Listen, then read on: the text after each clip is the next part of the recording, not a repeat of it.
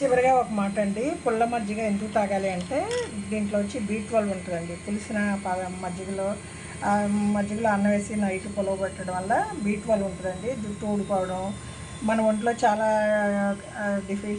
మన కష్టాలు ఉంటాయండి.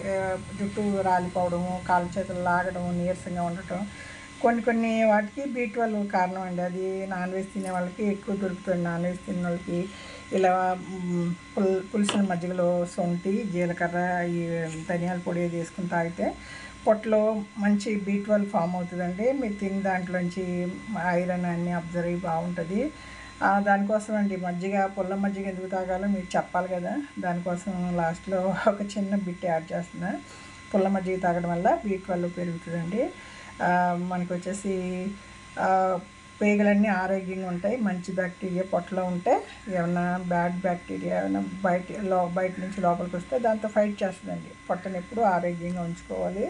ఈ పుల్లని మజ్జిగ తాగేదానికి B12 బాగా ఫామ్ అవుతుందండి. మనకి మంచి పొట్ట వచ్చేసి బాగా హెల్తీగా ఉంటుంది.